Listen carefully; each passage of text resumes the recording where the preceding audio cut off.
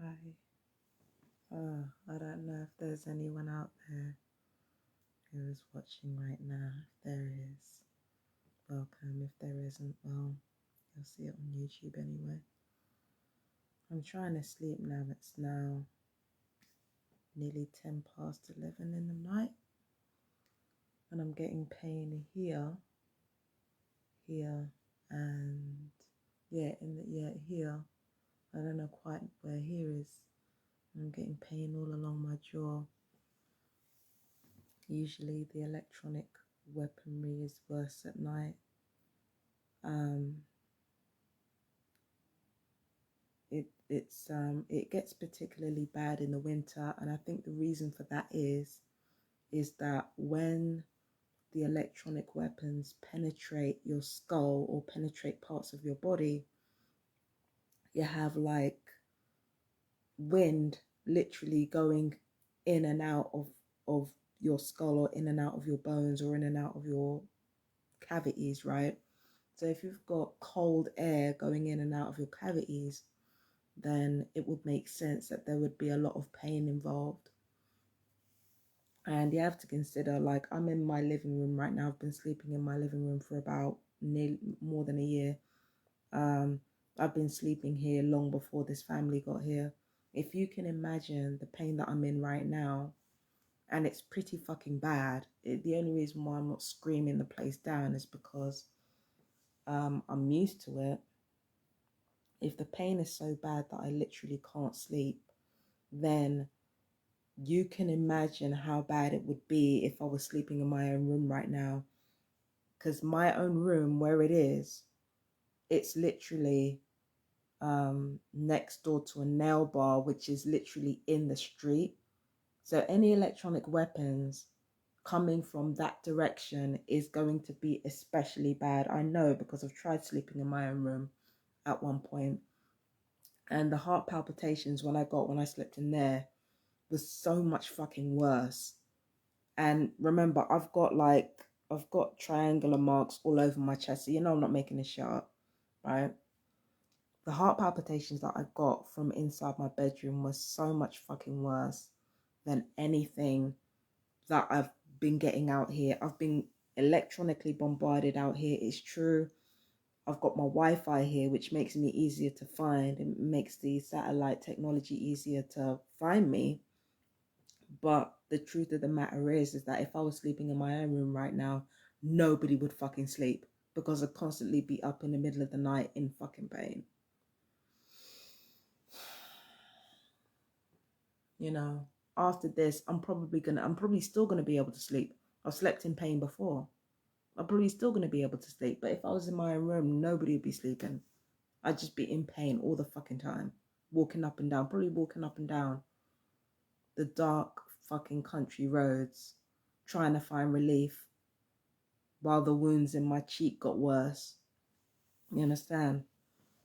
So yeah, I'm getting electronically fired on like you wouldn't believe. The shit is crazy. And you know, if you guys notice, I've got like bone loss and muscle loss in my face. I don't think that I've put on weight. In fact, it wouldn't surprise me if I'd actually lost weight at this point. But it's not just a combination of getting older, because when you get older, you lose to 1 to 2% muscle a year when you get older. I mean, you lose that in general anyway, but you lose 1 to 2% of your muscles as you get older. And when you hit like your 60s, you lose 3% muscle.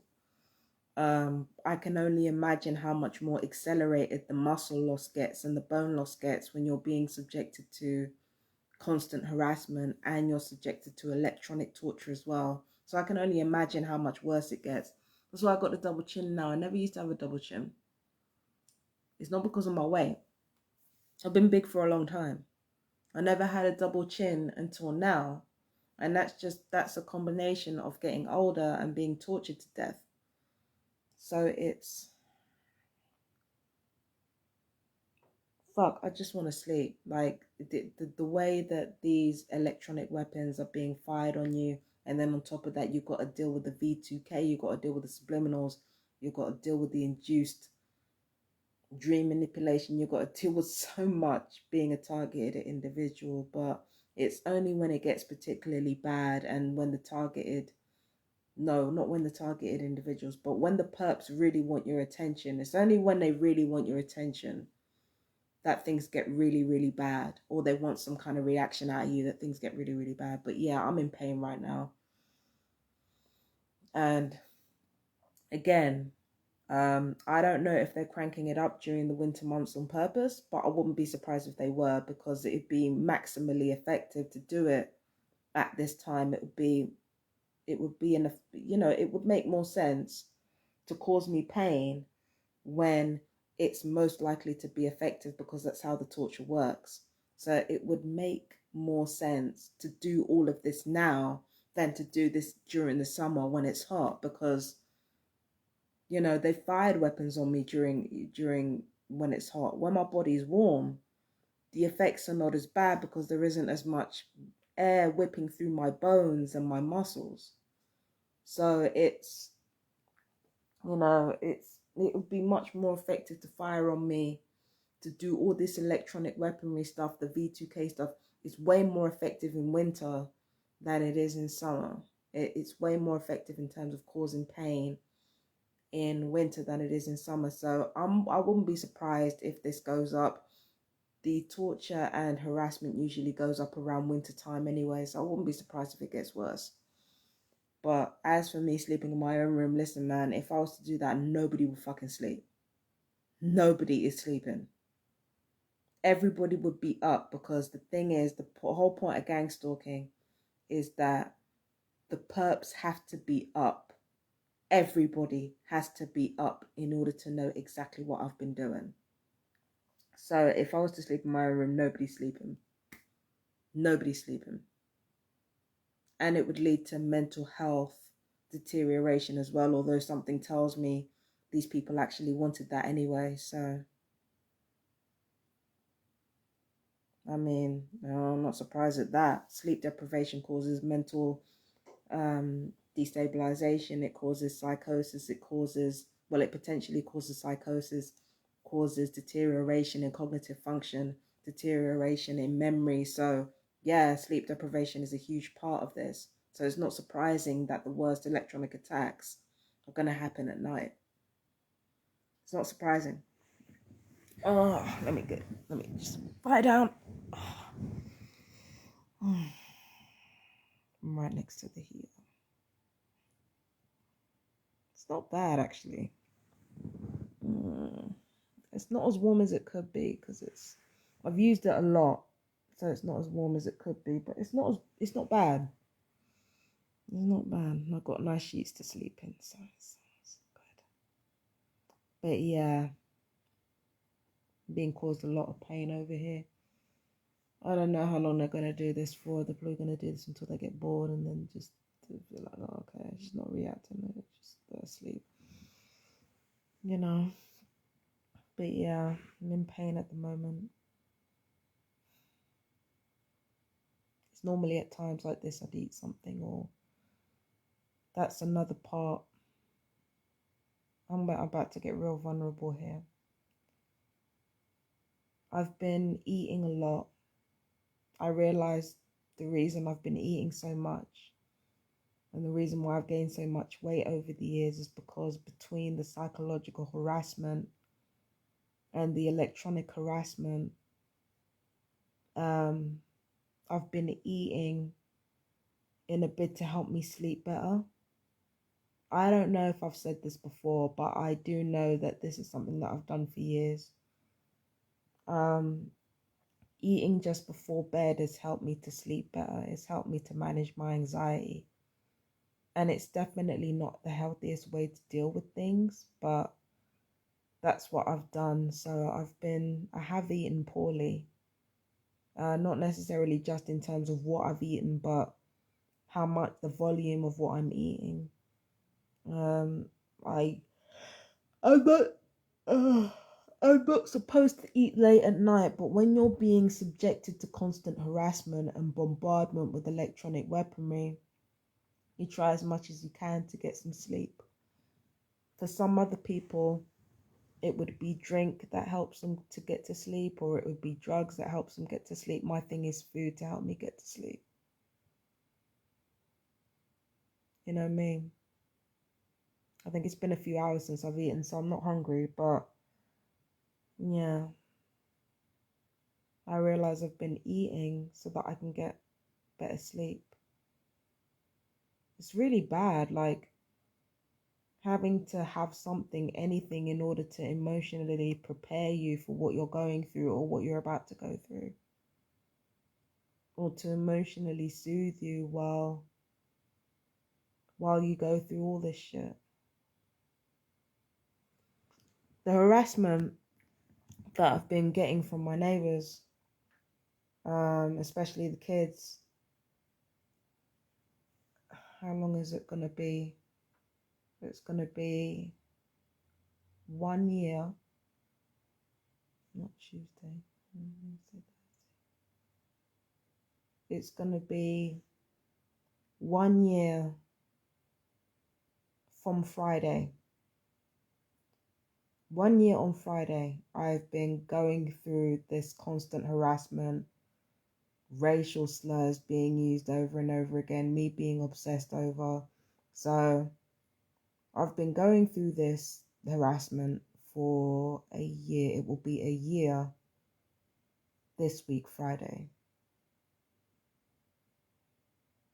And as much as I want to say that's really disgusting, and it is, it's not new. It happens every time I move into somewhere. There's always a gang stalker who is assigned to me that is tasked with trying to upset me or trying to psychologically torture me to assist in the electronic torture, because again, the whole purpose is to slow kill, right? That's why I always call my perps murderers, because the point is to slowly kill you. And if the point is not to slowly kill you, why do you need to harass somebody for a year? Doesn't make any sense. Why do you need to do it for a year if you're not hired to do it? Why do you need to do it for a year? Why do you need to do it for a whole year non-stop? Why is that necessary? Unless you're being hired to do it. Because even somebody who hates you, somebody who doesn't like you, they're going to let it go after a while. They're going to let it go because people get bored. They don't want to talk about the same things all the time. They don't want to talk about the same shit. Like, unless you have been doing this as a profession or as a job, why would you need to do it for a whole year?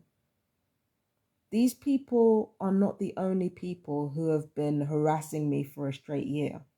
I experienced that in the last flat that I lived in,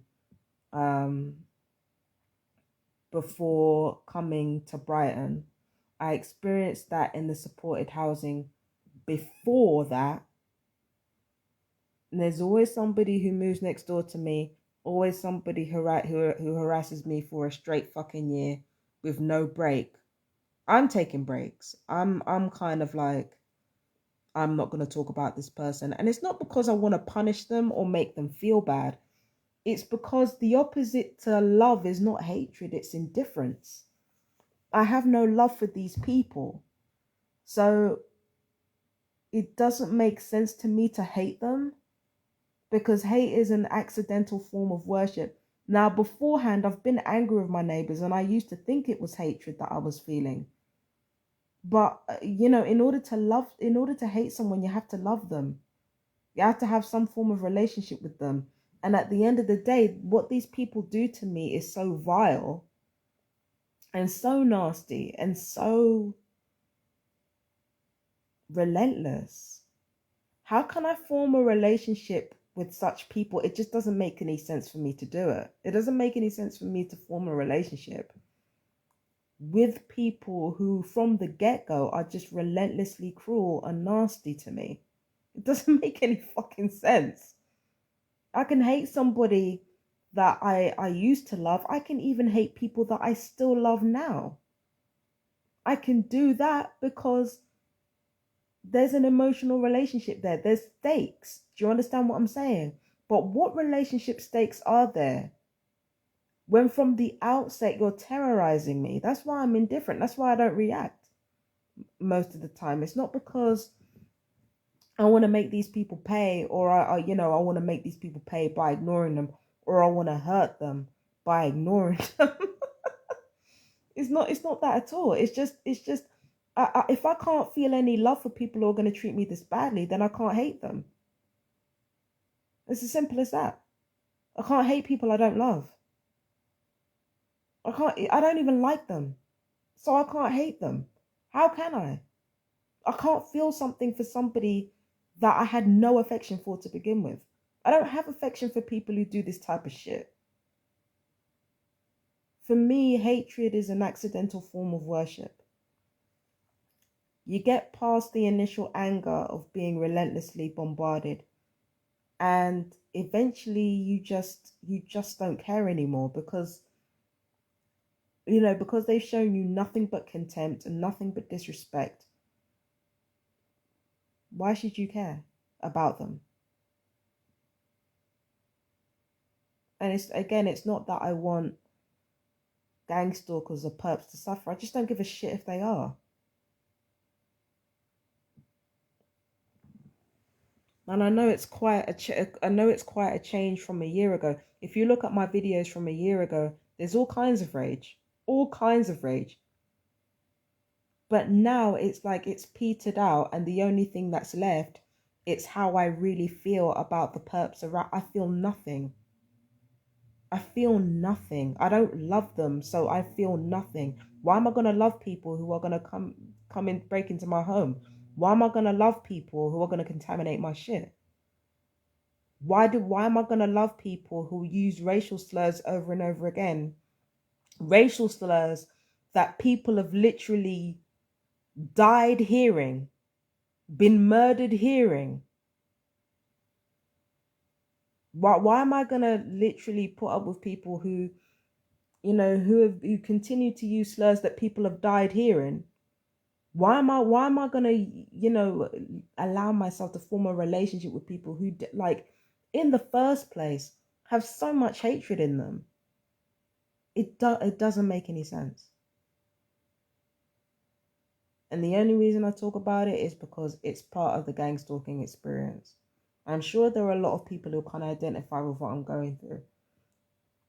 I used to think the absence of hatred was weakness. I used to think, me not hating my enemies was due to weakness and due to wanting to be on their side. But no, it's just indifference. And there's nothing wrong with indifference. If you hate someone, it means you love them. And if you love them, you can either do two things with it. If it's particularly toxic with the person that you hate, you let them go, you work on yourself, and you let that be that.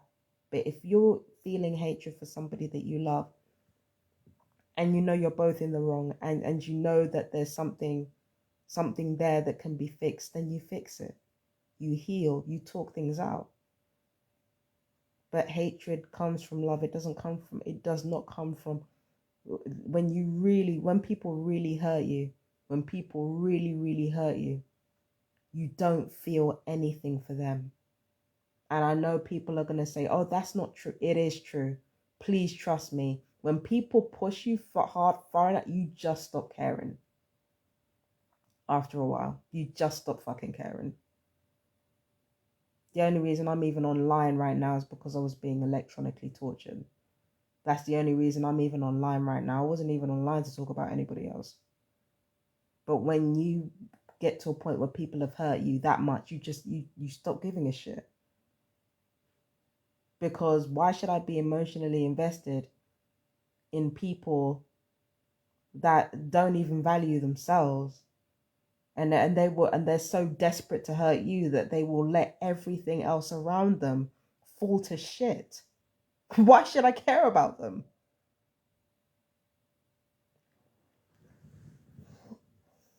The people I hate most are usually people that I love most, or people that have broken my heart. But when when people are really, really cruel to me, after all this time, it just didn't make any sense. Like, it made absolutely no sense to me. I'm thinking, these people I'm surrounded by people who are literally trafficking me, and yet in my mind all I'm thinking about is the people I liked that hurt me. Why is it that I've got so much smoke for them but I haven't got any smoke for the people who are fucking trafficking me? I used to think it was cowardice.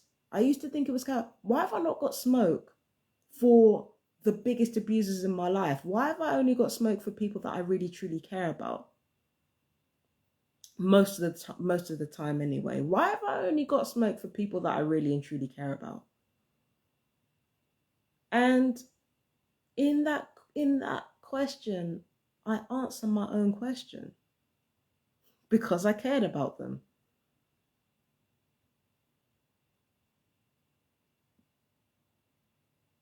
I used to think it was weakness. I used to think that was cowardice. I used to think, try,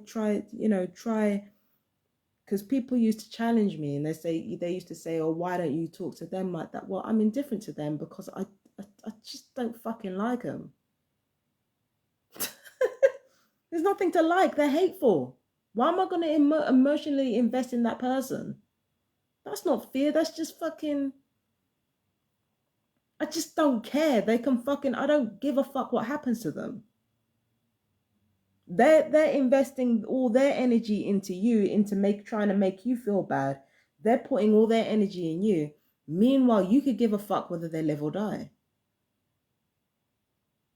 But when you like someone, or at least when you feel like you've been wronged, it's like you have to have a strong emotion towards yourself or towards someone else in order for something to matter. And it kind of makes sense to me now why I take my anger out on people who are no longer here, or take my anger out on myself, because those are the people that I actually cared about, or the memories that I cared about. They matter. So they get the brunt of my anger from what bigger abusers than them are doing to me. They get the brunt of it, which is unfortunate. But at least I'm not in front of those people giving them the brunt of me being trafficked and shit. At least they're not around to get the brunt of it. That's the part that I'm thankful for. I'd rather not treat people like that.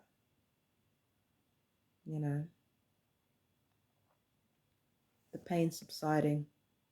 I think it's because of the heating. I'm not sure though. I think it's because of the heating, the pain subsiding. Let me feel. It's not pulsating. I think the weapons have been called off. They're going to put it back on as soon as this camera goes off. But yeah, that's how I feel. And I know I make a lot of me posts. It's not something that I feel guilty about, because if you don't want to watch it, you don't have to. But I find that being honest about how you feel with regards to the torture is important, because the thing is, when people think about physical illnesses, they often don't feel like they can handle it or feel like they can withstand it until they're actually in that situation. And then they find that they have to draw on all their reserves in order to get through what they have to get through. What I've realized throughout my life is human beings are not as vulnerable to pain as we think we are. We're not as vulnerable to death as we think we are. We're not as unable to handle hardships as we think we are. Quite often, human beings are not as weak as we think we are. Now, I've said that human beings are weak in the past because I was lashing out. I wanted to be helped and nobody was helping me. But quite often when people engage in cowardly or weak behavior, it's out It's in anticipation. It's in anticipation of something happening. 9 times out of 10, it's not about the reality of something. So human beings are not as weak as they think they are at all. But the only way to really know that is to go through hardship. Human beings are not as weak as they think they are at all. That's no, definitely not. Definitely not. And what I find is that what needs to be removed is the mental barrier, is the emotional barrier of the what if, you know, because when it comes to pain, you can't avoid that. When it comes to death, you can't avoid that. When it comes to being mistreated, abuse doesn't happen to everybody, but mistreatment does. It happens to everybody, and suffering is universal. So you have to kind of emotionally deal with it. I realize that's the most important thing. When it comes to all this shit, yes, I need to physically handle it. I should get better shielding for my home. You know, I need to have a stable home in the first place. They keep moving me from place to fucking place. I need better shielding for my home. I need like a better environment for my home, less Wi-Fi, all that shit, like the physical aspects. I need to handle it. But more than that, a targeted individual needs to handle the emotional shit. Nobody wants to deal with it. Nobody wants to deal with the emotional shit because, quite frankly, we're brainwashed not to deal with the emotional shit. We're brainwashed not to deal with it. So we'd rather not deal with it. And in the meantime, that's why it doesn't matter how much help targeted individuals get. We find ourselves blindsided by, you know, the different things that perps get up to, because we don't emotionally prepare ourselves for the pain and for the torture. We don't emotionally prepare ourselves. Now, emotionally preparing yourself is not an easy thing to do. The first thing it involves is being honest with yourself. And quite frankly, right, a lot of the things that I reveal about myself on camera, it took me decades to even find the fucking words, let alone find the bravery to be honest enough with myself to say, this is how I feel. But it's very important that targeted individuals know themselves. It ain't about knowing your enemy. A cheap man's version of power is knowing how to wield death. A truly powerful man knows how to master life. And in order to do that, you have to have self-mastery, and like self-acceptance and self-awareness is what the most important things that you need are self-awareness and self-acceptance. Because once you have those things, it's very difficult for psychological harassment to penetrate. And once you know your pain limitations physically, I can't lie, this is why when the physical torture comes, it's not as traumatic for me, because it gives me a strong limitation to work around. Okay, so when my back was out in May 2021, right? When my back was out, it gave me physical limitations to push myself against, and to kind of figure out exactly how strong I could be. What are the limitations of my strength? This is why I don't find physical pain so traumatizing. It's because the boundaries are fucking there. It's why I don't find like really, really harsh torture as traumatizing as soft torture, is because the boundaries are very fucking clear. I have a clear obstacle to work with. And having that clear obstacle to work with, finding out what my limitations are, like how to circumvent that shit, it allows me to really test myself. Where are my weaknesses? Where are my strengths? What am I supposed to be doing in this moment? How do I handle this? Okay, so I can't go to the toilet. I missed the toilet. How can I get around that? How can I get around that? How can I get around this situation? How do I handle that situation? What kind of painkillers do I use? How often? What exercises do I need to do to keep my body limber? All that type of stuff. It comes from knowing my limitations and having clear limitations to work against. I find it unfortunate that I need that all the time. I find it unfortunate, but when you know your limitations and you know how you emotionally manage your limitations, that is what gives you the strength to build a stronger foundation upon which you can build your strengths, because your weaknesses are being ironed out, and therefore it gives you a stronger foundation upon which to build what you're strongest at. That's what I found. But it takes emotional intelligence to do that. And in order to have that, you have to have emotional self-awareness and self-acceptance. And again, that's not easy. It's not an easy thing to do. I'm nearly 40 years old. And you've seen it. You've seen my videos. I struggle a lot sometimes.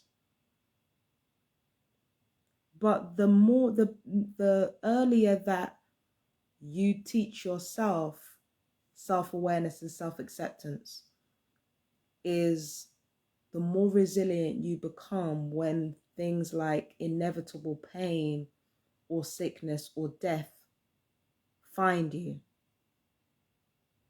That's what I found. Mistreatment too.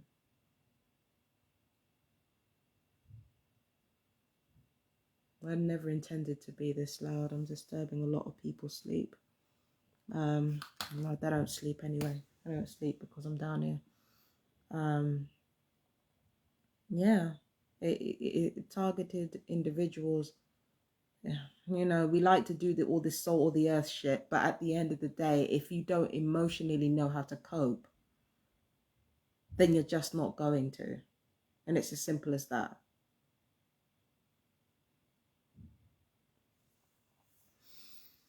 Oh, this is going down slowly. The pain from here is going down. What is that? Is that my thyroid or is that my glands or something? I think they like to attack the thyroid. If they keep attacking the thyroid, then it kind of becomes underactive. That can contribute to weight gain as well. So on top of the radiation exposure that that this torture subjects you to, and on top of the organ, bone, and muscle erosion, I think that's my thyroid. I'm not entirely sure. I think my thyroid is here actually, not here. Here feels like glands. But yeah, attacking your thyroid, attacking your glands, attacking your thyroid. That's another favorite thing that the electronic torturers like to do. They like to attack the left side of your body because that's where your heart is. They like to do all that. Sometimes they like to attack the heart directly. So yeah, it's all about how you emotionally deal with these things.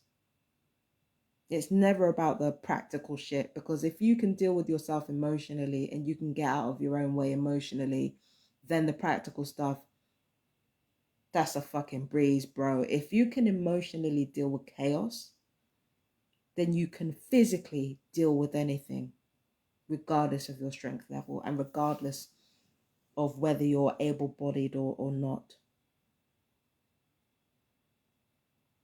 So I have to go now. I think the electronic torture is going to go up again as soon as I come off this live, but fuck it, I don't care. I'm sorry. I can't find it in me to give a fuck. Like, this life is short. I'm not going to be out here worrying about what they're going to do next, because they're going to torture me anyway. It doesn't matter what I fucking do. So anyway, peace and blessings, everyone.